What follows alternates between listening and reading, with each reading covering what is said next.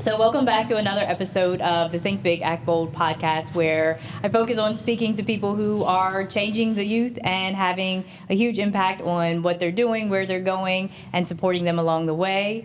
And you may see a familiar face. So, we are back with Ricky. And now, luckily, now we have both founders, Ricky and Marlon, and we are actually in their space. So, we are in the gym at SJS right now.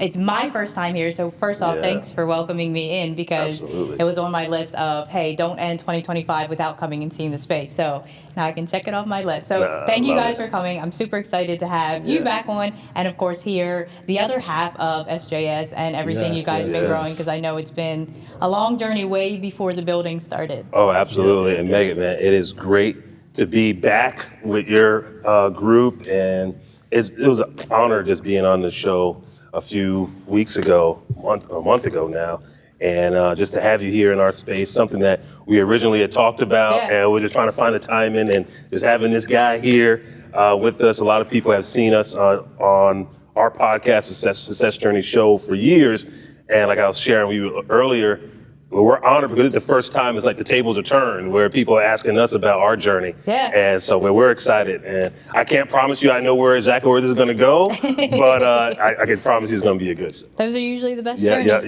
Yes. So I would love to hear more about you and kind of your background, where you're from, and kind of what led into you and Ricky meeting and kind of building this vision together.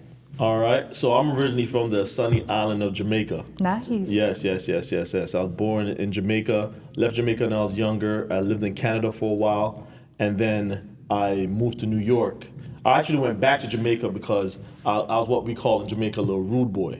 So if you met me when I was younger, I was a problematic kid, right? So everybody is kind of like, man, this kid is just gonna be in jail or something crazy, and they said, hey, you got to go back to live with your father. I lived with my grandmother. My grandmother raised me ever since I was young. And so they sent me back to my father in Jamaica, and I did 2 years there. And then I came up to New York. And once I came up to New York, I met Ricky. I was up in New York a little bit before I met Ricky, but once I started to go to the church that he went to, we kind of clicked straight off from music. Oh wow! Yeah. So even though I did music all my life, I did music. I'm not on the playing side. I do writing, composing, and singing. So that's what I was doing. And then he played, write, and compose and sing, and song. So we just put it together, and then we just traveled around New York, singing. And once we did that, we started to put an album together, all the different stuff. And so that's where. Ricky will tell you. So I was kind of like the outcast of everyone because everybody had a regular job where they were going to school. Okay. And I was just like, nah, that don't make sense for me. So me personally, I had my cab in New York. I had a cab in New York, and I was running that. Taxi. Yeah, my taxi in New York. That's one job I would never want. Oh man, it was fun. It was fun. So it taught me. But he's not telling you how old he is. Yeah, I was 18. Yeah, 18. Yeah. 18, I had my own cab in New York, and I was running that for a while. I ran it for 5 years, actually, before I joined the military. Wow. Yeah. 5-6 years before I joined the military in 2002. So I saw the towers when they got hit and everything, and I joined the Marine Corps in 2002. And ever since 2002 till present, I'm active duty. Yeah, right now I'm stationed down at the Pentagon, and yeah, that's my life in a nutshell. Okay. That's my life in a nutshell. There's more. I'm sure you're gonna ask more questions that's gonna come out because I did a lot of stuff while I was in the Marine Corps and that brought me to here, real estate, opening different businesses and stuff like that. But I was always doing something entrepreneurial. Anybody that ever met me in the Marine Corps, they said the first thing that when he sat down with you is gonna tell you, hey, let's do this, and they're like, man, where do you get all this time coming up with these ideas? So that's me in a nutshell. And so as he started sharing, he went to, I think that 9/11, right? Yeah, 2001. 2001. So that's where I think I went off to school the year after the college. Okay. And then he enlisted into the Marines. So, of course, in the Marines, you're stationed here, stationed there. In college, I was somewhere else in New York. I was in Long Island. So none of us were nearby our home base. So it started our lives started taking different shapes, right? As it should, right? Yeah. Right? He's in the military, learning how to fight because he didn't know how to. It's funny. He came back from boot camp, and I came home from college. We came to our home ground, was at one of our best friends' house, Donovan, and he was just sitting there, just staring at everybody. Like, man, I'm like, man, what's wrong with this guy, man? We're the same people, right? But you could tell he went to a different environment, and it shaped him completely different. Like you said, he was that rude boy, right? I don't know if they actually changed him in the game, but it made him a different person, right? Okay. And from that, our lives just started shaping even more with him being in the military and all the great things he's done there. He'll share a little bit more, and then me, I'm school in the traditional route that most people have seen on that side of it and getting a job and career. But we never really disconnected because we had that bond, growing up. So it's been 30 years now. Yeah, 30 years. Which is crazy because usually those experiences will grow you apart instead of grow you together. Yeah. Jamaica holds like a really, really, really dear place in my heart. Oh. So I know we talked a little bit about my vision board initiative, so Share the Vision. We went international this summer, and we were actually in the Lennox Lewis boxing camp in Jamaica. Okay, When you talk about rude boy boxing, one of the amateur boxers that attended in the division board, he actually has his professional debut fight this Saturday. Oh wow! In Jamaica, and I recently got like a follow on Instagram, and it's Rude Boy Boxing. So when you said that, I'm like, all right, don't laugh, because everything's tying together. So everything that you were talking about, the boys that were at the boxing camp, I'm seeing it in them. And there's a fight there, and there's a hunger there that I've just never seen anywhere else. So when you mentioned all that, I was like, okay, knowing your background, like there's this hunger and this drive that, out of all the places that I've been doing like the vision boards, it was completely different in Jamaica. And the ideas, the flowing, I'll show you after some of the pictures and because some of them,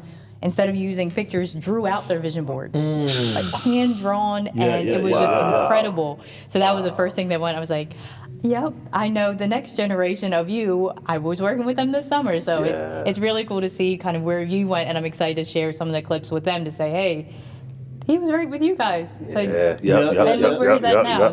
And you could even see, like, I don't know if you've been following the bobsled community recently, that Jamaica's back in gold and silver in the bobsled team.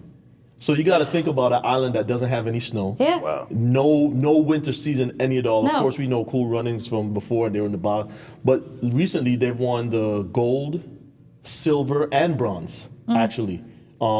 Here in the Winter Olympic stuff. So the Jamaicans are very resilient. Oh yeah. We're very proud, resilient, and naturally hard workers. It's very hard to outwork a Jamaican, as you saw in Live in Color, where they're like, Jamaicans had like the Jamaican had 5 jobs. He was a gas attendant, the lawyer, the doctor. So that's kind of like the motto that we take. We just do a lot of different things. And it is where it's like, it's kind of like a joke and funny on different shows and things. When you're there, I'm watching the amateur boxers train, and they're training with Lennox Lewis, SM Rockman, and I'm like watching, I'm like, oh my gosh. I came back admiring that hunger and that determination, because where I feel like I'm a pretty determined person. My ideas come, I'm great at execution. The drive that was there, I was like, oh, I have a lot to learn from these kids. So it's amazing. Yes, sir. So we'll move on to, you went from Success Journey Sports, actually started with the podcast. Yes. So what made you guys decide, like, hey, we're back, we kind of went through our things in lives, we went our separate paths, and now we're together. Like, how can we bring this together? Who are we interviewing? What was the goal of the podcast, and what made the idea just kind of start and, hey, we're going to run with it? So when I came back, I always wanted to, actually, and he's probably going to see this, I have a friend from Jamaica, his name is Solji, right? We call him Solji, soldier. That's what that stands for in Jamaica. And he's in Colorado. And originally, him and I were supposed to be doing a podcast, and I had bought equipment and all that stuff. But of course, he's in Colorado. I'm here. Yeah. It was kind of hard. So when I actually got up to Ricky's house, And there were some things that I was thinking about when I saw on YouTube, not even YouTube really, because Instagram was just getting big and stuff like that. But I was in the real estate world, and every time I saw somebody on Instagram talking about real estate, I'm like, that's not how it happens.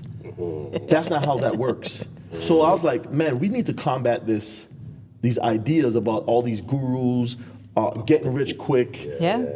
What are their the success? This is how you get successful. And I saw actually Gary Neal that was here. He had something on his Instagram that said, "An overnight success takes 5 years." Right? Yeah. So a lot of people don't understand that. So then when we got together, I said, "Hey, Rick, man, we got to start a podcast. We got to start a podcast to combat the idea that success happens overnight. We really want to show people that are successful and what it really takes." Now, of course, Ricky was coming out of doing his own thing with podcasts, doing STEM and stuff like that. So he didn't want to really probably jump back in there. But I think, because it's me, I was like, Rick, man, we gotta start it up. And the good thing was Ricky had already had the experience technically. Because at that time we didn't have like what we're doing right now. We didn't have none of this. Podcast wasn't that easy of a thing to start. Yeah. So Ricky had the expertise. I had just when I was gonna do the podcast with Solji, I was the one that was looking up the different mediums that we can use, and I found Anchor. Oh, yeah, and at that time, that Anchor one. wasn't even bought by Spotify yet. Yeah. Anchor was by itself. So we started with Anchor. And and it was just straight sound waves. There was no visual. Okay. So we'd call somebody on the phone. They'd have their phone, and then we'd be just talking to them like a phone conversation. And then Ricky had a device that recorded it, and then that's how we put out our podcast. Yeah. So our first few episodes, probably 36. Actually, the pandemic was the reason why we went video. visual. Okay. Yeah. When the pandemic happened, we decided we had some friends that actually were in New York that were nurses and that was actually in the mix. Yeah. So we said, let's do this. And I had a friend that almost died in England that I used to sing with. Yeah. And we did a podcast with them, and that visual, that's how we just kept it after the pandemic. Yeah, so what Marlon is saying with that, so the dynamic with us is it's always been that way, even with like the music when we started. You mentioned the music thing.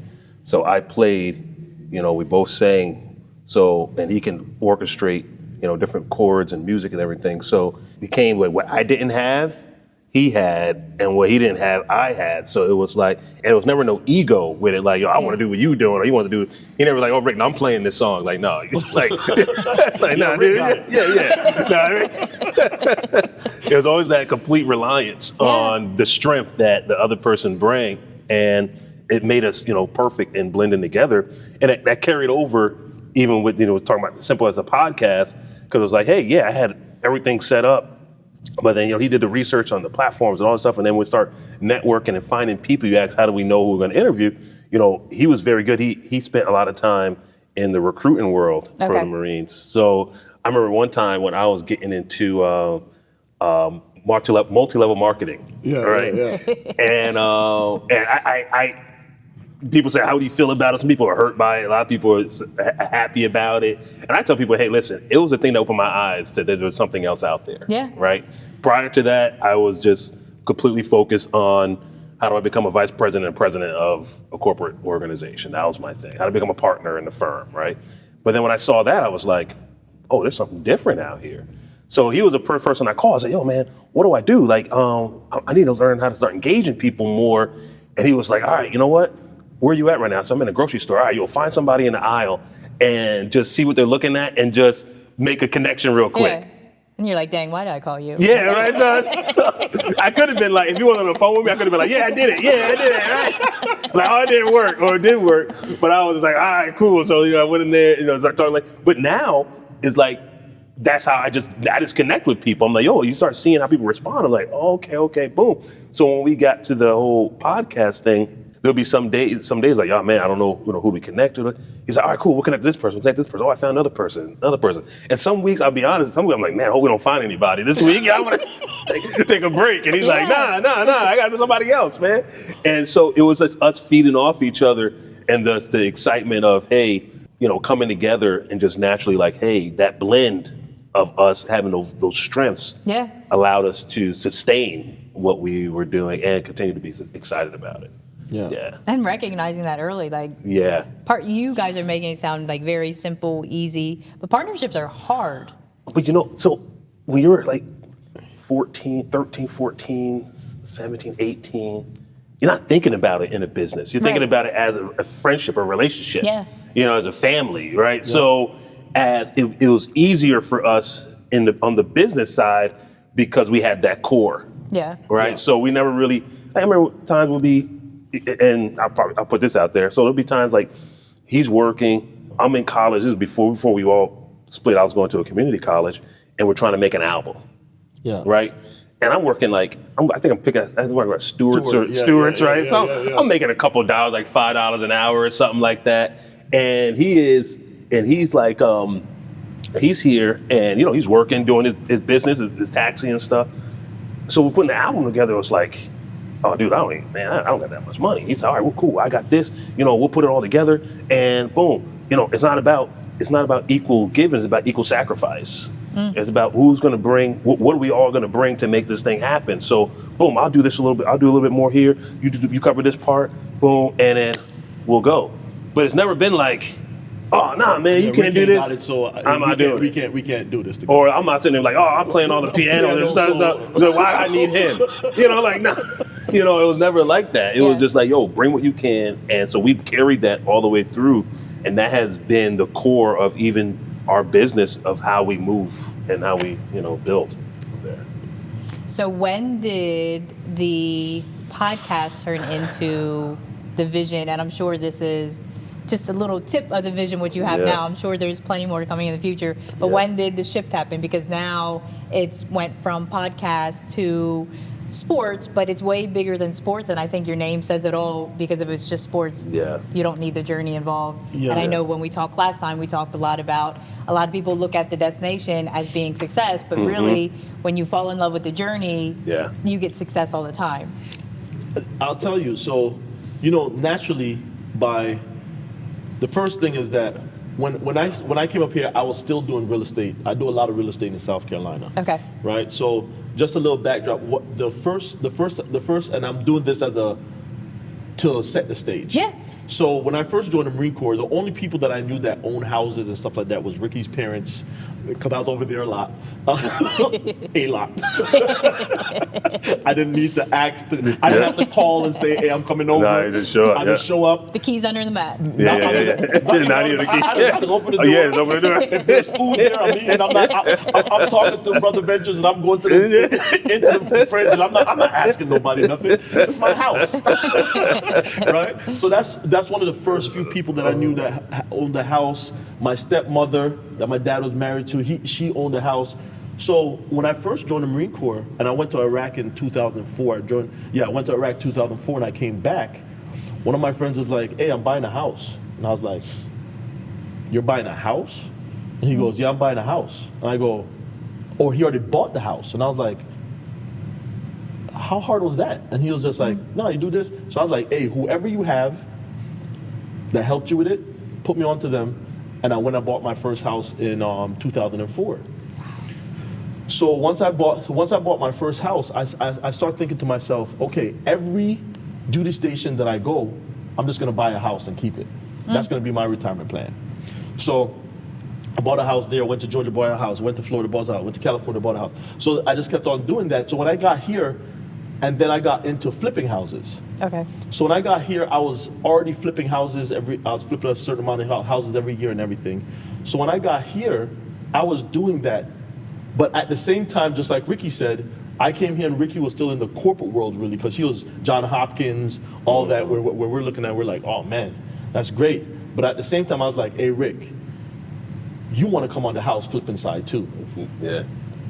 So what happened is, from there, we started to think about different business ideas once we had the podcast. Because we're talking to billionaires. Yeah. Literally, Yeah, we're talking to billionaires. We're talking to millionaires every day, every week. Every On week. Monday, we're talking to somebody that either has a company, built a company, sold a company, doing another company. So we in turn started to get those ideas, and people start seeing our work based off our website. Who's doing the sound for your and the visual for your podcast? And I'm like, oh, Rick, and they're like, hey, we're thinking about this. Can you do this for us? Can you do this for us? So that turned into what we call SJS developers. Okay. So we started to do SJS developers, where we're saying that we're taking somebody, especially in the pandemic, what we saw was a lot of people that mom and pop stores, they didn't have an internet presence. Yeah. So because they didn't have an internet presence, a lot of these mom and pop stores were dying. So Ricky and I said, okay, what we're gonna do is we're gonna make it available for those mom and pop stores to be able to get digital. Meaning that we're gonna take somebody that had the store, put their store basically online, do all their stuff like that. So that's what Rick and I started to do. And you know what's funny? We had an app idea when we first started. Oh, yeah. The Success Journey show. Yeah. And we sat down and talked with some guys, and they were like, okay, yeah, man, you guys, the idea is great. $10,000. Yeah, that was 14. It was $14,000. Yeah. And Rick and I was like this, okay, yeah, nah. That's way too much. That's way too much. Thinking about that now. Oh, man. Yeah, so that's kind of how the Success Journey show, how it got birthed into all the different business ideas, and then we end up buying real. So the company has real estate. Underneath the SJS umbrella, we have real estate. So we have SJS developers. We have a real estate arm or vertical, whichever one you want to call it. We have the digital side that we have the sports, of course, and then we have the media or the podcast side that we have. So all those different verticals were birthed just because of what we were doing, and it naturally happened. It didn't like we forced it. It was we were doing it, and then we got into that space, and then we start just exploiting different talents that we have in that space. And it's funny how much you learn about yourself through the journey. Yeah. So like my podcast started, basically I was doing a women's entrepreneur conference. And I was like, you know what, for all of my speakers, I want to interview them. I want to give them footage. I want to give them clips. Yeah. I'm a giving person in general, but it was like, I have to give. So I'm going to give them this. I'm going to give them everything. So then we went through and I was interviewing all of them. And a lot of them, I wanted to be able to kind of, when you brought up MLMs, I'm like, that's actually how we reconnected him piquing me for ACN. And, we went to middle school together, and then he's like, hey, I want to show you this business. And I'm like, I liked him in middle school. Like, I'll go meet you at Barnes and Noble. And that's kind of that like was the how best peaking meeting ever. But it's funny where it's like, and I, to some levels, may have had success there, but the back end of it is, learning how to edify people, learning communication skills, being in rooms where stuff, you don't know what's possible till you see it. Kind of like when you brought up buying a house. Until someone showed you it was possible for you, it just wasn't a thought, and it wasn't bad or good. It just wasn't a thought. And when my podcast started, it was just, hey, I'm going to get footage for all of the speakers, get them out, edify them, be able to talk to them one-on-one before I introduce them at the conference, so that way I'm just more well-rounded in speaking. And then I was just like, after that, I was like, well, what am I going to do with this podcast? So I was like, I'll interview entrepreneurs. And then going around, it's just like everybody was interviewing entrepreneurs. So I was like, I'm going to pause, figure out my purpose more. And then the youth initiative, I was just like, you know what? There's so many people around changing the world by starting at the next generation. Yes. But it's so hard to talk about it because most of the people in this world are like, you don't want to brag about it. So you keep quiet, and then no one knows about you. And I'm saying it because I do the same with myself. And then, so I'm trying to start to open up and start to just show people like, hey, where you're complaining about this generation and they're lazy and they're this and they're this and they're this and they're this, here's 1,000 resources that can help change that. And if it's not sports, that's okay. If it's something else, that's okay. But bringing that awareness to where when I started the podcast, you couldn't have told me I would only be focused on youth initiatives. I probably would have said, how am I going to find that many? I'm not going to be able to do that. And now every episode is fun. Every episode is, Yeah. wow, like you're doing this. I never thought about doing it that Yeah, way. I yeah. never thought about wording something that way. So It's funny you say that. yeah, I love Yeah, like the yeah, journey of yeah. things, and I think once people start to fall in love with that, the success just comes naturally. To your point, like we would have never, when we started, we didn't have this in mind at Yeah. all. Like we weren't even thinking about anything with sports. Like we both loved sports, but it wasn't to the point where we thought we were going to plant our roots and grow something for that next generation in sports. And it's, like you said, it's all about that exposure and that journey where it's like, and I believe it's also alignment with purpose, right? You know, and as you start recognizing the doors that are opening for you as you're walking, and you not just recognize it, but you start walking through them, this is what's on the other side of it, Yeah. right? And that's the beauty about life. It's you wake up every morning, you may have this plan, this grand plan about what your life is supposed to be, and you're so fixated on making that plan work, but then you lose focus as to what you're actually supposed to be doing to fulfill who you are in life, Yep. right? And a lot of people get caught up in that, and a lot of people get caught up in living other people's dreams, right? And you know, one thing that we were so blessed to be able to do through the process of talking to so many different people from around the world. I mean, it's so many different things and sayings that we say now from people that we talked to in Australia, right? Like different sales approach, right? Oh, what do you do? Where do we go from here? You pick up on all these different things, and it's like, wow, you start shaping yourself into someone that you would have never thought. But it's all about just being exposed to it Yeah. and being open to be exposed to it. If I really got into it, like, and be honest with you, like the way Marlon and I were brought up, what we have right now wasn't supposed to be. Yeah. It's like, it's contrary to the belief patterns and system in which how we saw life. Yeah. And it couldn't happen 6 or 7 years ago Yeah. because our minds weren't in the space we are now to allow it to manifest the way it is. But when we walk in here on a given night and we see all the lives that are touched, all the young guys and girls that come in here and get trained, or just in here to hang out, or just in here to watch, or you know, whatever it is, or just play, you're sitting back and like, wow, because we were open to the journey, Yeah. Yeah. right? So, but Yeah. It's you know, I'll tell you, and we believe in God. So God has prepared us.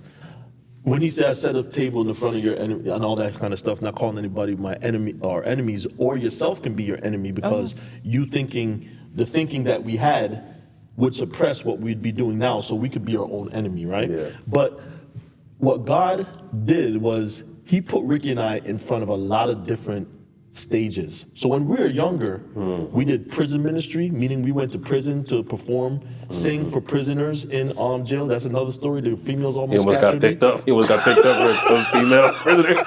No, we went in there and there. So I was like, get me, I gotta go. These girls are trying to keep me in that jail. Sing another one. Right? So that we were on different. We'd go perform plays, but we have a cousin, a friend that we call cousin. That this is what he'll do. He'll just say, "Hey Rick, this is the theme of the play. This is the outcome I want. You guys got to just go improvise." Yeah. So he would write out the play and say, "Marlon, say this line, you say this line." He says, "This is the scene. At this scene, this is what we want from this scene. From this scene," and we'd go on a big stage. We'd go all around to different churches and perform these plays. Yeah. And we would just go and improvise Whole way through. all the way through. And somebody's like, "Man, this is the best play on this guy wrote this." We're like, "Man, don't act to say another line." Yeah, I know. We don't know what we did. So what God was doing, He was giving us the ability to go in front of different stages and perform. And when He brought us apart, He went to the John Hopkins round, went to corporate America. Yeah. I didn't do corporate America, right, at that time. So I did the military, and the structure that I needed was given to me by the military. Recruiting, which was one of the hardest duties in the military that you can do, when it comes to, I've been to Iraq, Afghanistan, Syria, all these different places. Yeah. And I'm telling you, recruiting duty is one of the hardest things you'll ever do. Because you got to you got to walk into somebody's house and convince a mother or father that their kid needs to join the military to fight. Yeah. Right? But all these things, it gave me a structure. Of course, when you're younger, you're talking to girls and you're like, oh yeah, how you doing? Da, da, da, and you try to kick the lines or whatever, you know what I'm saying? Like how he invited you to Emily. In Jamaica here too. Oh, Jamaica, there. Anyway. I'm sure I don't know if you ever watched Delirious. Eddie Murphy. But anyway, so all those different things. However, what God was doing was giving us all the tools we needed in our toolbox individually, and so when we came together collectively, that will be a powerhouse. Mm-hmm. And that's what I think about the journey, individual journey, coming together, and now we're on a journey together. Still individual, at the same time we're together. Yeah. And I think it's crazy, I always live by God's timing. You know, trust, because we always want our next step so much sooner than when we have it. Oh yeah. But everything that comes to me, I'm like, there's no way I could have done last week we were in Edgewood High School. Yeah. And this is, I'm shorter than every high school student in the school. So we're walking through the halls and I'm like, please don't run me over, please. Yeah. And I could never imagine myself wanting and caring to go into high schools because, high school students, they know who they are. They don't want to hear anyone tell them to do this or do this. So going into there is 2-3 years ago, there's no way I would have stepped foot in there. Yeah. There's no way. Yeah, and on the back end, all of my events are funded by either myself or sponsors. So the kids aren't paying, the schools aren't paying, the teachers aren't paying. So on top of that, I'm figuring out a way to fund this thing and then come in. Yeah. And it's I couldn't have done it. I couldn't have done it any sooner because I wouldn't have been ready. I would have went in once and I would have quit. Yeah. Because mentally I wouldn't have been there. So I think bringing up timing to where, hey, whatever journey you're on right now, trust the timing. And that doesn't mean get comfortable and be lazy. Yeah. You got to work. Yeah. You have to trust if it comes a little later for you, there's a reason it came a little later for you. Yeah. To that point, go ahead, Marlon. No, she brought up funding. A lot of people, I put this post on Facebook, and you said something too about not being in the forefront. Rick and I have always, it's funny, we've been in the forefront, but we rather played it back. Mm-hmm. Funding, what you're talking about. A lot of people see entrepreneurs and see a business running. So when somebody walks into this gym, they'll see the gym, they'll see the rims, they'll see the floors, right? They'll see all the different things that encompasses with this gym. And then they'll look at Ricky and I, and we're smiling and saying, hey, what's going on? We're shaking hands, kissing babies, or whatever the situation is. And when they see me jump in my car, go here, they say, oh, you do the podcast. Oh, you did this over here. Oh, man. I'm on a program called the Congressional Fellowship Program. So for all of 2023, I was in a congresswoman office acting as I was a legislator. Wow. So then now I'm the liaison, I'm the middleman between the Hill and DOD or DOW, Department of War. Yeah. Right? So somebody see you doing all that, they're just like, oh man, you got everything going for you.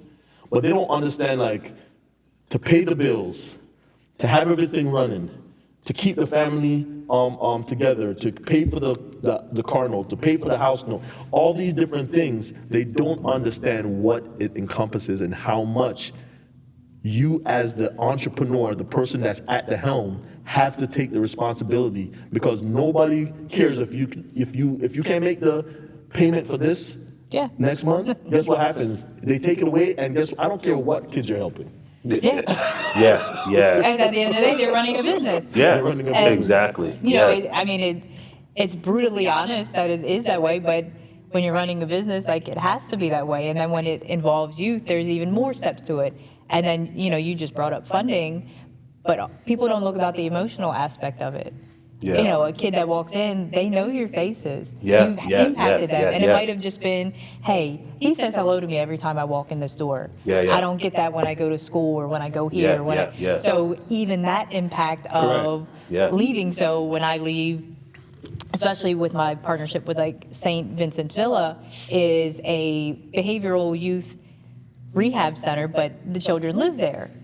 I cry every time I leave after doing a vision board. And that, you know, I can't tell, well, yeah, I cry. Well, why do you go? And people have asked me. I mean, family has asked me, well, if you leave crying, why do you go? Because I'm crying because I know the impact that just happened. But that doesn't Yeah. take away emotionally. Like I tell my husband, my kids, like, hey, I'm going to St. Vincent's today. Like, when I Yeah. get back, you kind of Give me know a little I'm space. just Yeah, a little yeah, off. yeah, yeah, Yeah. yeah. And, you know, while you're worried about funding, you're also worried about having the impact. So Yeah. it all aligns to where it's like, hey, I may smile, but there's some days where I don't know what bill's getting paid, if it's going to be a few days late. Yeah. Something needs to be repaired in the floor, something broke at the studio. Like, Yeah, yeah. my brain is Yeah. going like this, and I'm happy because I know the alternative. I know, hey, like for you, you don't want to drive a taxi cab in New York anymore. Like Yeah, you yeah, found yeah, other yeah, ways, yeah, and for you, yeah, you don't yeah, want to go yeah. back to corporate. Yeah, yeah, yeah. But that doesn't make it just because That- it was you our just couldn't choice. say it. Yeah, yeah, yeah, It that's doesn't me. mean Listen. it's any less like.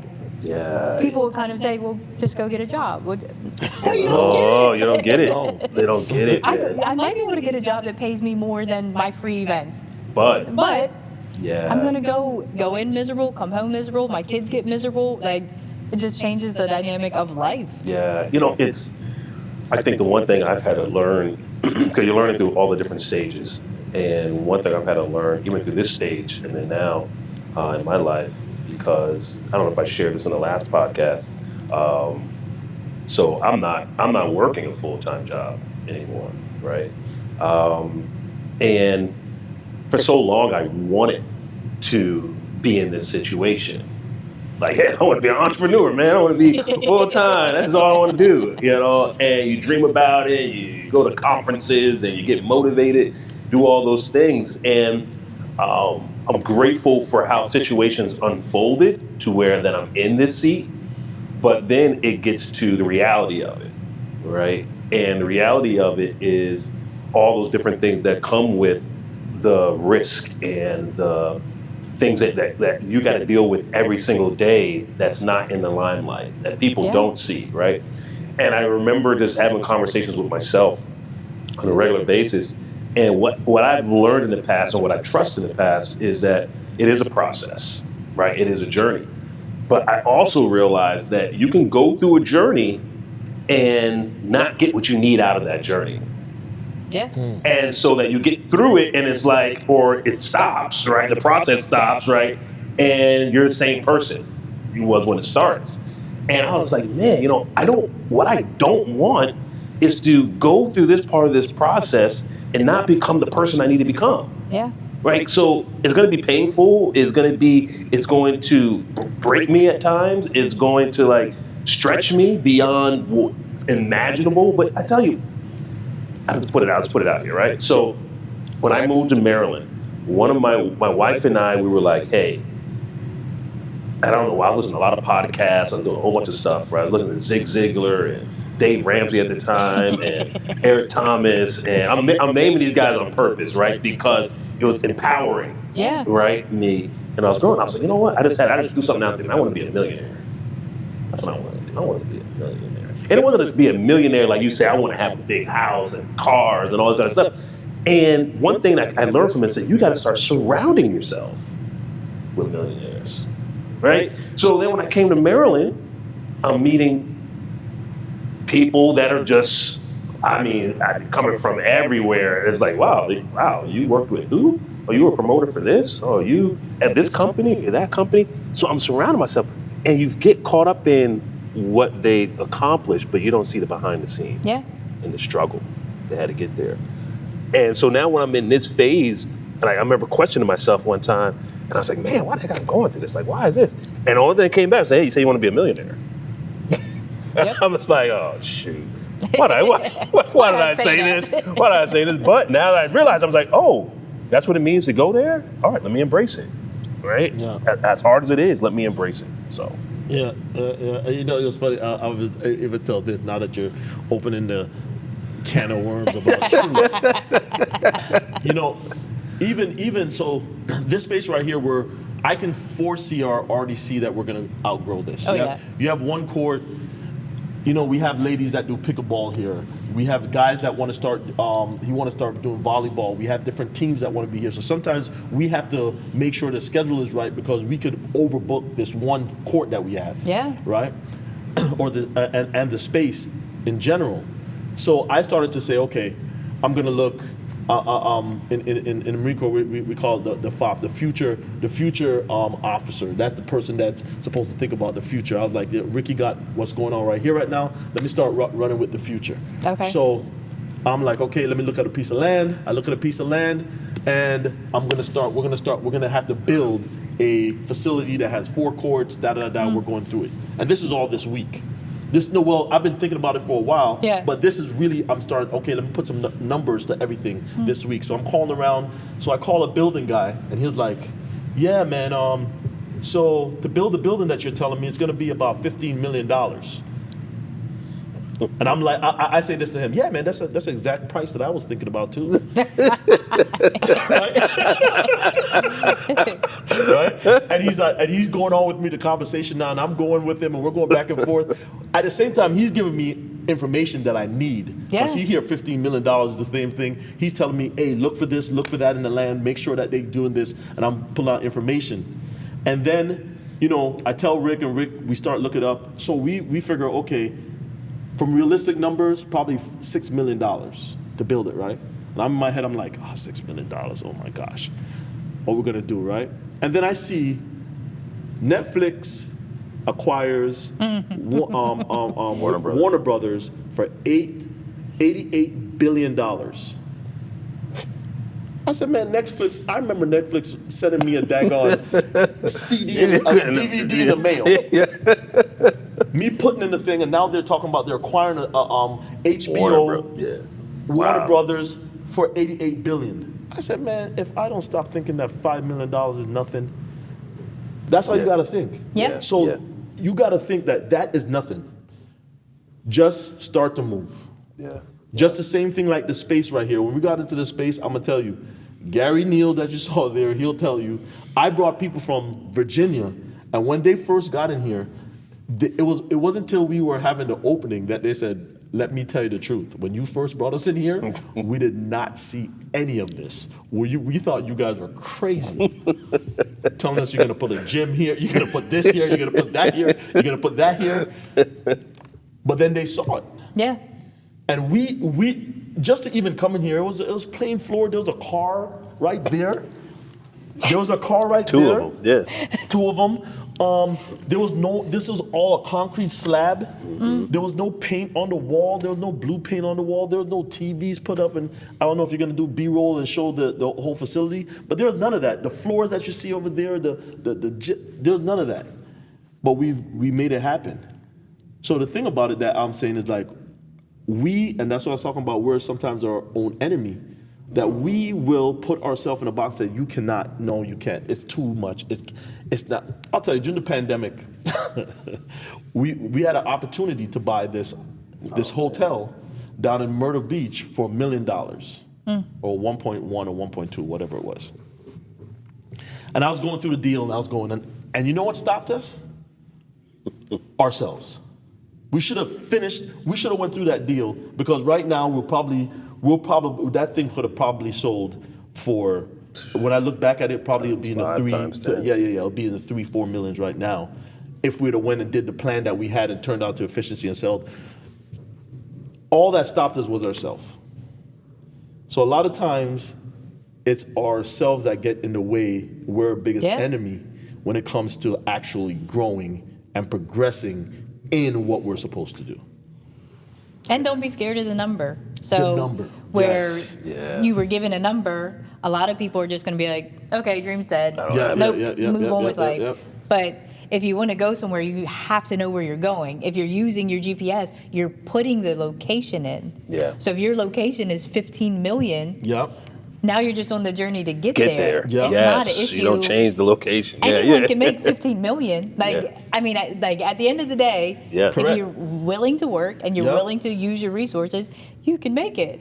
Yeah. But a number is like the biggest thing financially that will stop people from their dreams because they're like, nope, I'm not doing it. And then I love that you brought up, people thought you were crazy Yeah. because everyone that I've met that is seeing success in their own lanes is crazy. Yes. My family lost it when I told them, hey, I'm going to Jamaica. I've never been to Jamaica. I'm going by myself. I'm traveling man. alone. What do you mean you're traveling to Jamaica alone? Yeah, I'm going to meet Lennox and his wife Violet. They're the founders of the foundation. Sim Roxman's going to be there. So I'm giving them names that at least they'll recognize. Yeah. And they're like, well, have you ever met these people? No. So where are you staying? Whatever hotel they booked. Well, how are you getting to the hotel?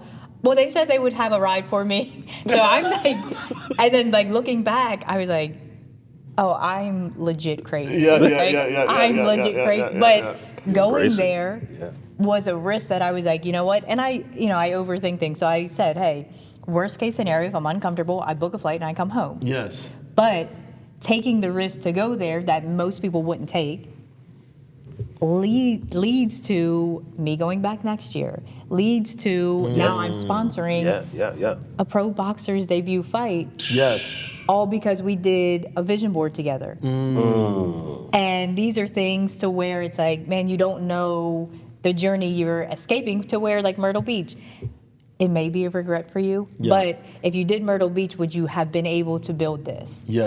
So even the lessons that like taught us where it's like, man, I really could have done something great with that. Yeah, but what did you, in giving up that, where did you actually get to? So now you're able to have this space, look bigger. So it's funny, the journeys of stuff is just fun. And the crazy you are, like people, if you're trying to do something and living in your purpose, at least one person should tell you you're crazy. And preferably Yes. somebody that you're very close to, because they're Yeah. going to be the ones that look at you and they're like, Correct. go get a job. Like, what are you doing? Yeah. Did you interview Lennox Lewis and then see Ron? You know that they fought. You know the whole history behind them, right? Yeah. That they fought. Yep. And they were like total enemies at one time. And now they run a camp together. Now they run a camp together. Yep. That's crazy. Yeah. I'll tell you. You know, and I always say this to Rick. Why are we asking somebody that doesn't have a vision if what we're doing is right? Like, forget them. Like, let's just go. Like, forget them. Yeah. A lot of, and unfortunately, and this is what Ricky was alluding to when he said that this shouldn't happen because of our background. Not that we should be, when somebody hear that, they probably think, oh, were they guys that should have been in jail, drugs, or something like that? No. It's because our background should have been, or at least his more than mine, should be you go to corporate, Yep. you become high in corporate, and then you become the CEO, president, whatever he was saying, of a company, and that's the pinnacle. Yeah. Yeah. Right? That's it. That was what you strive for. That's what you Good strive school, for. good job, good retirement. Yeah, that's it. Like- And it's crazy when all that stuff just starts crumbling, or it's not as real as you thought it was, and you realize, like, dude, the only way, and I think I said this in your last podcast, the only way you can get there is you kind of bet on yourself, Yep. right? Because there's no matter betting that you can do in someone else's construct where you don't have any control of how things maneuver, you don't have any decisions or nothing like that. You can't come in and expect to control something. And I get it, right? No one's coming in here and telling us how to, like, hey, oh, you need to do this, you need to do that. I'm like, oh, Thank you. thank you. You know? Like, let me see you actually put in some work, right? And then we can have a conversation. So I completely get it, but you're naive when you're starting off because you're thinking that, all right, I'm a good person, I'm gonna do good work, and that equates to, oh yeah, ownership. Yeah. Like, no, that doesn't equate to ownership. That equates to you being a good person and you work hard. So thank you. Here's your paycheck, right? You know, and that's just life, right? And some people get bitter about it. Other people, they just like that's what they want, and that's the comfort that they want. But something in me, it's just a struggle. Whenever Not enough. Some I feel like it's like a disease or something like that. Or it's like, man, should I have that desire? every time I start feeling compressed, I'm uncomfortable. Where I'm just like restricted. And I think I talked about this in the last podcast where growing up having asthma. Yeah. I think I talked to you about that. Yeah. And this is something that's dropping on me now. It's like, why I struggle so much when I get restrictions on me and feel compressed or I can't do is because I struggle with that my whole life. So once I start feeling that in other aspects of my life, I'm compressed, I'm restricted, you're not capable. I'm like, no, because that feels like death to me. Yeah. So it's like I got to do everything I can to kind of break through that boundary because I don't want to feel that way. It's almost like, where's your inhaler for life? Yes. It's so when you see that and then people see the walk and they see the journey and people get excited about, you're doing this, you're doing that. I'm like, dude, honestly, I'm just walking. And people are like, you're being modest. Like, no, really, I'm just walking. Yeah. And if you want to come, if you have the opportunity to be a little bit more intimate with us and intimate with understanding what comes behind it, some people you're just not, you would not want to walk. Yeah. Yeah, you would leave a long time. I'll tell you. So we started a podcast, and we got I met a guy, and he was talking about relationships. I met a guy in Kuwait. He's from Germany, and through this guy, he gets us a interview with Tito Ortiz. I don't know if you know who Tito Ortiz is. So we get an interview with Tito Ortiz. So now we're like, man. It's like the first or second interview, third interview. Oh, wow. Yeah, Tito Ortiz. Then we get Renee Montgomery. Yes. So she's a WNBA player at that time, and now she's a owner of the Dreams. Okay. So tell her when we went to interview her. So we tell her, hey, we're gonna come. She's doing a celebrity basketball game for Josh Norman that played for the Redskins Commanders now. So he's having a celebrity basketball game down in North Carolina. We get invited to that, to interview her, and also invited to that. T.O. was there, Cam Newton, all this. But before the night before, we're supposed to interview her. So we're like, hey, Rick. I was like, Rick, can we use your uncle's office down there so we can interview her? And Rick's like, all right, I'm gonna ask. We tell her the idea. She's like, nah, I don't feel comfortable. Two guys I don't know going to an office space by myself late at night. I don't want to do that. Let's have it here at the hotel. All right, so I'll see you guys here for the interview. And I'm like this. Okay. So we get to the hotel. This is where thank God for all the tools that I have. We get to the hotel, and now we're like, hey. So we go, hey, we're here for the Josh Norman thing. What happened was some strife happened between the hotel and Josh Norman. So when we kicked his name, I thought, we're going to say a celebrity's name. They're going to be like, yeah, right away. Red carpet, we're going to conference room be like this. Man, I'm like this. Oh, snap. So I go back and I see a guy and I go, yo, look, can I talk to you, big dog? He's like, yeah. Like, yo, listen, man. Da-da-da-da-da. He goes, yeah, sure. And from that, when she came, if you tell her up to this day, if you said to her, that interview that you did with the Success Journey show, like they had to jump through hoops. She's like, what? I came to the hotel, he met me in the lobby when I came back from the dinner with Cam Newton and them, and we went upstairs to an area, and then we just had the interview and we left. we're literally down in Charlotte. Had nowhere to do this interview. I mean, we're like nowhere. And it wasn't like back in the day where you just like picking up anywhere and just interviewing. Yeah. Like it wasn't common. People like interview, like, nah, you need release and all this kind of stuff. Yeah. We're like, shoot, what the heck are we gonna do here, man? Yeah. It's not like we can't go nowhere. We can't go home. Our credibility's on the line. Yeah, all this stuff, right? We're already down here. You're not gonna get it again. You're not gonna get it again. And sure enough, the interview happened. Because we said, let's just move forward. So when it's time to walk, it's time to walk. And I can give you so many. I'll tell you a story. So we're kicking this guy. It's funny. I'm using this story as a reference. So this guy's getting kicked out of the Marine Corps for drugs, right? So we're kicking a guy out of the Marine Corps, and he has to, in order to get out of the Marine Corps, they give you a certain amount of things they issue to you that you have to turn that back in Okay. order to say, hey, you're released. They sign a form and they give it to you and you say, okay, hey, I turned in all my issue gear to get kicked out. Even though you're getting kicked out, that's a requirement, right? That's funny. Dentists don't kick you out. so the guy goes down and I send somebody with him. I'm like, hey, go down there and turn in all his gear. So when he comes back, they go, hey, a bivy sack is the cover that you put over your sleeping bag if it Okay. rains outside. It's a cover so it doesn't rain through the sleeping bag, water repellent. That thing is like $300 and something, right?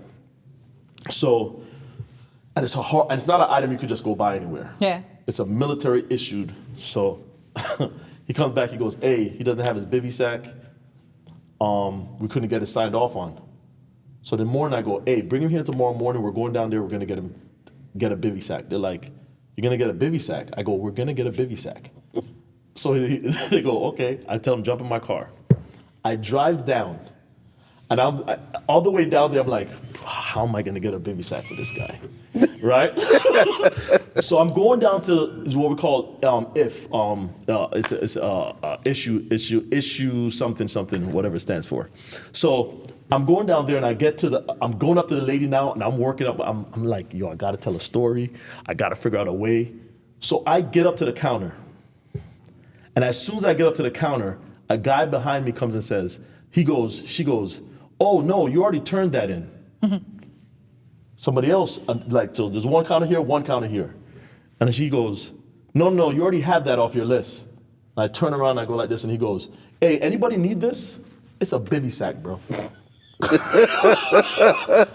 I go, I told you we're getting a bivy sack. I said, let me get that, big dog. I said, hey, yeah, we came down here to turn this bivy sack in. And the lady's looking at us like, when we get in the car, they're like, the staff sergeant at that time, they're like, staff sergeant, how did you know that? I said, yo, I told you we're gonna get a bivy sack. We're getting a bivy sack. And sometimes you just have to move and just don't worry about where it's coming from. Yeah. Don't worry about how you're gonna get there. I know we're supposed to have this lustrous plan for business and business plan that put together, but you know what I learned in the military? Every plan fails at first contact. Yeah. So at first contact, something's gonna change. And what we're doing right now is just that we're moving. Ricky said we're on. If you could see behind the journey of what we do, some people would be like, I do not want to walk with those guys because they are not going to survive. Yeah. I mean, and it's true to where it's like it always looks pretty, and I think it's important to show people like it is pretty. So all the pretty that you're seeing, it's not that anything's being made up. It's not like we're lying about anything. No. We just don't always have time to share the ugly. The ugly. And it is ugly. It's failed plans. If you think about like planning a wedding, planning an event, something goes wrong. A lot of things go wrong every single time. You can have $1 million event planner, a perfect venue, everything in the world. Something's just going to go wrong. So if you treat business the same way, hey, it's going to go wrong. What you thought you were going to do, it's going to shift. It's going to change. Next year, it's probably going to be completely different than you thought it was going to be this year. Listen, I learned that lesson a long time ago. Me and my wife got married. Big wedding, got bigger than we even thought, we even planned. And, I'm at the wedding and, I'm just seeing all the flaws that are happening. I'm like, what in the world?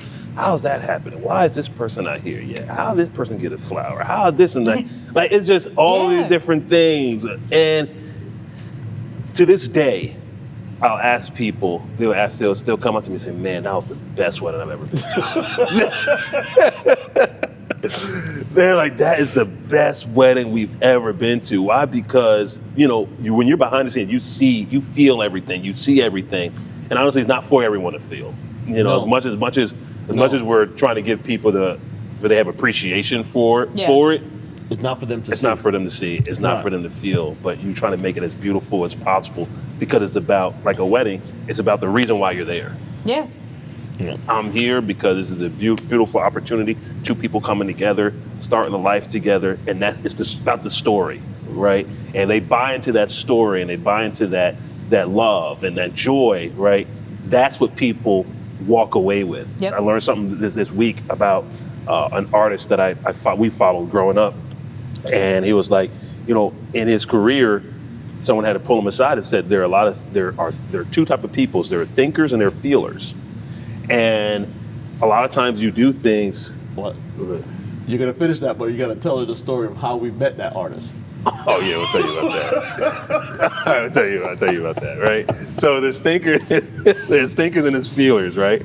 And a lot of people, like I'm a musician, right? So when I listen to music, I don't listen to it just for the music in itself, for enjoyment. I hear everything. As much as I try to turn it off, I hear every single thing in that music, every single instrument that's played. I train myself to hear every instrument, how that instrument's playing it, the feel of that instrument, of how it's doing it, the vocals, how many vocals are in there, the environment that they're in. I hear all of that in the music. So it's the intricacies that people normally wouldn't hear. They're like, oh, they just did that. I'm like, no, did you hear what they really did? Yeah. They did this, right? But he said, listen, that's only like 1% of people. So if I'm making an album, I'm not making an album for 1% of people. I need to make an album for 99% of people. They're going to pay for it. So he said, you got to make sure that you don't leave the feelers out. The feelers are the ones that you want to make sure that they can feel the music, they feel the words, the music. They don't have to know the intricacies of it, but what's being presented to them makes them reflect on something, right? Yeah. And he said, a lot of times, I'm saying with businesses, a lot of people, if you're able to create that feeling for people, you don't have to worry about the technical side. Someone that's really business savvy can walk in here and they'd be like, oh, let me see your P&L. Let me see, what you're doing here. Oh, these numbers here or there. Dude, that's only like 1% of the people that are ever gonna come in here are gonna ask those questions, right? Most people are gonna walk in here and be like, oh my goodness, look at this floor. Yep. I can look at this floor and I can be like, dude, man, there's so many errors. Man, I should have fixed that, fixed that. They're like, what are you talking about? We thought you meant to do this, right? So it's just the difference. And just to reflect what Marlon was saying, just how we kind of been moving. This is an artist, his name is Fred Hammond. I probably didn't even said that, but who cares? It's already done now. And, one of our favorite gospel singers, and he had a show in Baltimore, and a few years back, it was before pandemic, and he came in and we're like, no, it was during the pandemic, because remember Nicole almost didn't get in because she didn't have her. Her card, vaccination card, Yeah. yes. So they came in. And we loved the concert, amazing concert, boom. And then after the concert, I said, man, we should try to meet him. And Marlon was like, yeah, let's. No, I'll tell you what happened too. Go ahead. So during the concert, this is how my mind works. I like penetration testing. Pause that. Yeah. Pause it. If they're gonna take it out the interview, I don't know. But it actually is a job. Meaning, you have people that they'll try to see how good your security is, your physical security of your building. Okay. So I don't know if you ever heard it, like they'll have somebody, like say you have a building that you have to badge in. Yeah. But there's a smoking area outside the building.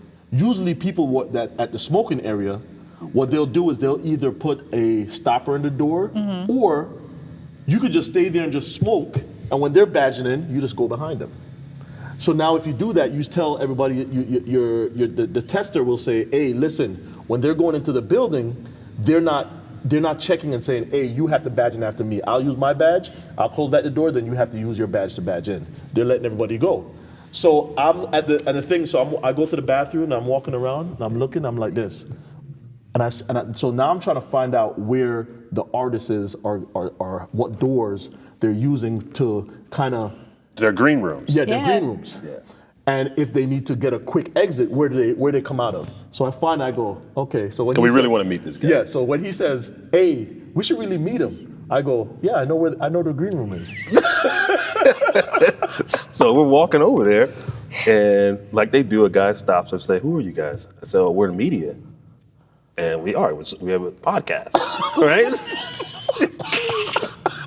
So they were like, so why do you come over here? I said, yeah, we're supposed to come back here. Someone told us to come back here. Yeah, we're supposed to meet Fred. Yeah, supposed to meet Fred. Someone told us to call. They called back there and everything. Like, yeah. They was like, all right, send them back. So we're in the back in the green room, and we're all just hanging out, talking to all the people that are in line, waiting to see him. There's a couple people back there, and we go right in, have a sit down with him, talk with him, real quick. Didn't take too much of his time, just met him, give him all his love and appreciation and everything, and that was it. But it goes to show, like, a lot of people went there. A lot of people would have wanted that experience. And I'm not telling you guys that's how you do it, right?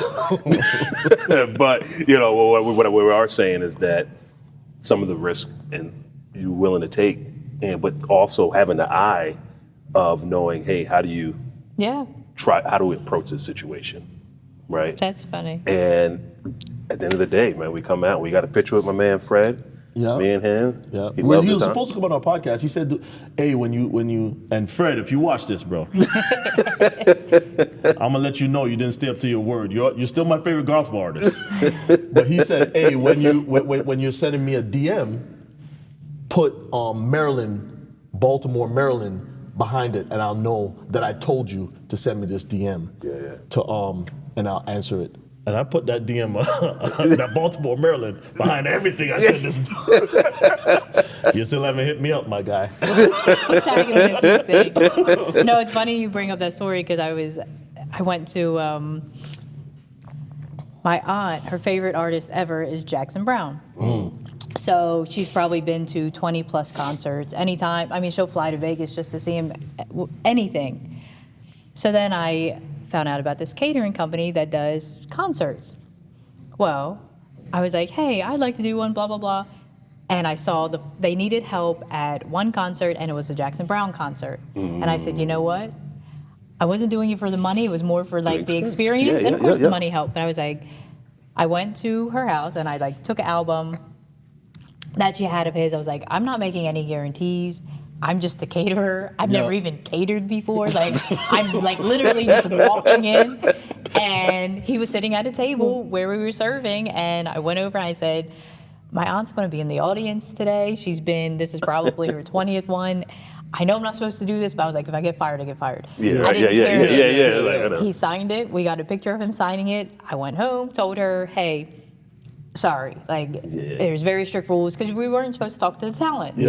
And handed her the pictures of him signing it and the album, and she's just bawling her eyes out. So, but it was that risk of, hey, what are the worst they were going to do is kick you guys out. Yeah, exactly. So if they did, cool. Now you have an even fun story. I tried to get back there to kick this out. But either way, it's amazing when you just put yourself out there a little bit, take a little risk that no one else is willing to, or most people aren't, and then it just lands in your lap. That's it. Man. That's the truth. And if we talk to a lot of people that created companies, and they'll tell you, Redfin, Redfin? Yeah. Okay, we interviewed the guy that created Redfin. Yeah. He actually worked for Jeff Bezos, and Redfin was a side project. He was doing it at home at night.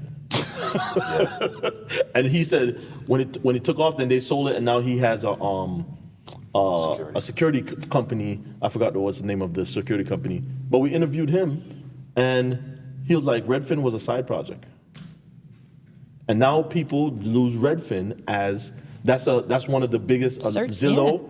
Redfin, right? You go to Zillow, Redfin if you're going to search and look up a house, right? So when you see all this stuff is working on, just like we talked about Netflix, you couldn't tell the CEO, the owner of Netflix, that you're going to acquire Warner Brothers for $88 billion in how many years that you own Netflix. So the biggest thing I could tell any entrepreneur, I could tell anybody that's wanting to do something, like you said, some things are not for some people. The people that's attending the wedding, it's not for them. But there's somebody that's going to get married that needs your advice. Yeah. Mm-hmm. And your advice to them is, hey, your wedding's going to go bad. Some things are going to go awry, but everybody's going to remember the best things of your wedding. Yeah. Yep. So it's just like with the business. There's some people that they're just going to come here and use the floor. If we told you about these lines, you see these lines right now, and as simple as these lines were, when we got the guy to do it, he said, yo, I'm going to hook you guys up with a great price. And he came back and said, yo, $8,000 to draw these lines. And then what we did, like we always did, I said, hey, Rick, bro, you got to draw the lines. I'll come up there and paint it for you. And that's how the lines got here. Yeah. Rick, we bought the machine. And I said, bro, you did all that engineering stuff, all that math stuff, bro. You're a pretty smart guy. I believe in you. So you drew the lines. Oh yeah, me and my son, we Him did and his all son this. drew Yeah, all we did the all lines this. Wow. here. I told him, I said, listen, we're not paying that money, bro. I said, I figured it out, and I used my AI assistant, and which I use for everything. I'll do a whole course on how I use AI to put this whole thing together, for real. And I figured out everything. My oldest son, I said, hey, I need your help for 2 days, and we came in here and we did everything. And look at the lines. And everybody coming here like, oh man, look at your beautiful lines. I'm like, man, you know, these lines got here. And we see the imperfections. Yeah. Because then I came and I actually came and helped him paint the lines. I had to be a good friend. I came and actually painted the lines. So I wanted to ask one more question about kind of like the journey and everything we touched on. A big thing I like to talk about is different, I guess, obstacles that you've had, which we kind of covered a lot of them, so that's helpful. But going forward, of course, my focus is youth initiatives. I also want you guys to touch on what you're doing for the youth, because while you have an amazing business and you're affecting a lot of people, I don't know that you guys have told all that you do for the youth. And I would imagine, of course, it's quiet now, but I would imagine in the evenings, it's a lot of smiling faces. It's people with resources. I also was able to sit down and talk about your mental health aspect of it, or mental strength aspect of it, and then what you're kind of building beyond that. And it's a resource for the community. So a big attraction I had to SJS was last summer, I was working to bring a boxing camp to Harford County, specifically Edgewood. And, you know, this is a boxing camp that's been established for over 10 years. So I needed a space. Well, now you have one. Well, yeah, and the thing was... Actually, we're going to put a boxing, we're in the talks to put a boxing match on in here too. Awesome. So I went through everything. I had multiple locations that I sat down and met with, and there was never a boxing camp. The boxing camp never happened. And so that when I saw SJS start, I was like, you know what, thanks. Because there's so many spaces that, and nothing against the county, but that are county run, but they sit empty. Yeah. 90% of their time they're sitting empty, Yeah. especially the gyms. Yeah. Well, why are you upset about what the youth does or what the youth is doing if the spaces that they're supposed to be able to have, they can't have? Or like we're a member at the Y. Yeah. I love seeing the kids playing basketball at the Y. Well, now they blocked off 6 hours every single day for pickleball. Yeah. And there's no one playing pickleball. But the boys waiting to play basketball are sitting outside with their basketball bag, with their basketballs, hoping that somebody from the front desk is going to let them in. And you've created this space to where now they have the resource. On top of having the space, they have people like you, people like your trainers that are coming in that are willing to work with them, that are willing to help them. And it's just, I think it's underrated spaces. Most of the youth just need a space. They need a place where they can feel comfortable, a place where they can feel free, a place where the school, the issues at home, everything that's going on in their life doesn't exist anymore. And I hope you guys realize that the impact that you're having and that this space is that for a lot of people. And it was something that was like well overdue. I mean, for this county alone, but you know, beyond wherever you guys grow to, whatever your like future locations are, the impact that it's going to have just for these kids who just need that environment. Yeah. So I would love for you to share more about what you do as far as like the youth programs. I know you have the open runs, which I want to say, and if I'm wrong, you can quote me, but they were either $5 or $10 per person to come in and just have the space. The facility is amazing. So you make it to where anyone can be present. And I know just from talking to you, if a kid came and they were like, hey, I just don't have the $10, I don't see you turning them away. And of course, you know, it's not going to be overrun. But at the same time, it's like when you see someone, you know, you see someone walk up and you see the drive, the energy, and you see that they're really here to work. You've given them all of that. So I would love for you guys to share a little bit more about what you're doing with the youth and kind of the impact that you're having, and how can the youth kind of get involved and be part of SJS.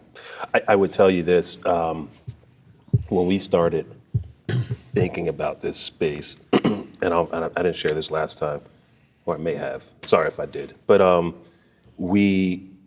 both of our kids, well, we have a lot of kids between us, but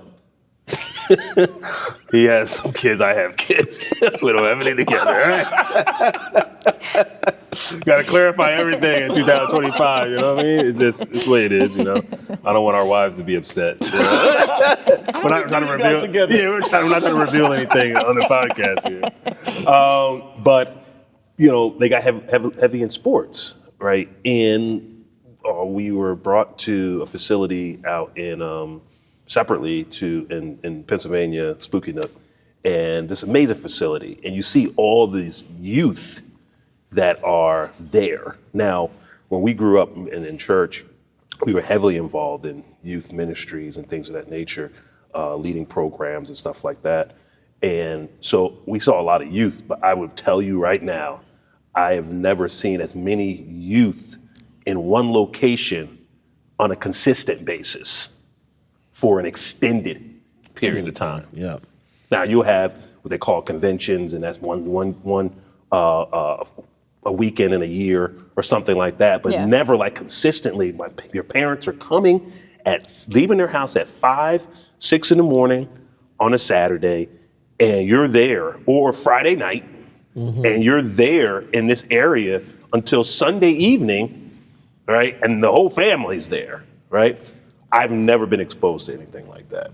And so we're sitting there and we're like, in our minds of like impact, we're like, wait a minute, impact? Like, this is where everybody is. Like, why am I not where everybody is? Like, this is what we want to impact. Like, so with that, this understanding how that was built and how you can serve at that grand scale, right? I was like, wow, when we started looking at different spaces for us, we didn't look at this small space first. We looked at a much bigger location because we're like, oh, we got to duplicate that up there. And just like, talk about timing, you're talking about being ready for we weren't ready for that space yet, right? And so, you know, coming here, we're like, well, still, how do we make that impact? So as, you know, we build the gym out and then people start coming and some people are like, I can't afford it. So we're like, man, all right, well, we want to make the impact. How do we make it affordable for almost anybody to come in and remove the barriers, right? And so we found programs that we can partner with that can cover their fee. And it's like, hey, if you're and one is insurance. If you have insurance and your benefit of your insurance covers your gym fee, then we're partnering with them and boom, there you go. That covers your membership, right? As long as you have the right insurance. And so, you know, you start getting people in that would not have access otherwise or don't want to spend extra money, you know, rightfully so for whatever they're budgeting. Now you're sending your kid to a safe space, right? And we know that we're nurturing certain culture in here. Like we put up these rules around this gym here in different areas.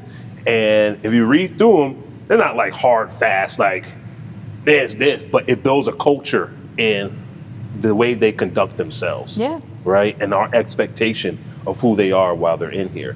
And then what it also gives us an opportunity to do is, since we did not solely come from a strict sports background where we trained all the time, we got recruited and we're doing all this and we're trying to go play in the league, or anything, that wasn't our aspirations when we were growing up or the path that we were on. We always were connected to the things that supported the sports. So now I'm looking at sports, I'm just like, when I see something on TV, I'm like, wow, there's a cameraman, there's a photographer, there's an audio engineer, there's a musician up top playing the organ. Yeah. That's not a recorded button they're pressing. That's someone up there that's been playing the organ. Where from my vantage viewpoint was, I'm in church playing, on the weekends, and man, I could have actually been here during the week, during a game and playing. Dun, dun, dun, dun, dun. That's a lot easier than some of the stuff I was playing. Like, shoot, sign me up, Yeah. So you see it from all the different bands, and then you look at it from the corporate world, and you're like, oh, they all need lawyers. They all need sports doctors, financial advisors and agents, right? You need a whole gambit of things that supports. You need facilities and maintaining the facilities, a whole gambit of things that support that community. And you're like, so from now, since we weren't solely focused on the sports side, we're able to see everything. And now when I look at a kid, and I'm like, and I'm gonna be honest with you, some kids that come in, some kids are great, amazing, they got super potential, they're gonna do great things in sports. There's other kids, I'm like, yo, you're gonna do great things in sports, but it may not be on the court. And just being honest about it, right? And being okay with that. And being okay with that. And you don't crush them early. You don't be like, oh, like, dude, here, like, nah, it's not gonna work for you. You don't let them play, fall in love with, but hey, let me show you something real quick. Let me show you how to run the scoreboard. Let me show you how to do this. Let me show you how to do that. And next thing you know, they never feel disconnected from the sport. I've seen kids walk off the floor. I'm like, I'm not playing the next game. I'm running the scoreboard. Like, in my head, I'm like, Yeah. We have one kid that will lock down the facility for us. Yep. So he's just responsible enough to do that. And Rick and I, just like we said, many stories that we've always been in the vein of helping, right? And so when we built this, we did not want it to just be a gym. We want it to be a culture, just like Ricky said, that when we leave here, I saw OJ Beckham the other day just said, Odell Beckham said, it's hard to run his life or something like that with, and no disrespect to you, my dude, but with $100 million over 5 years. Right, so we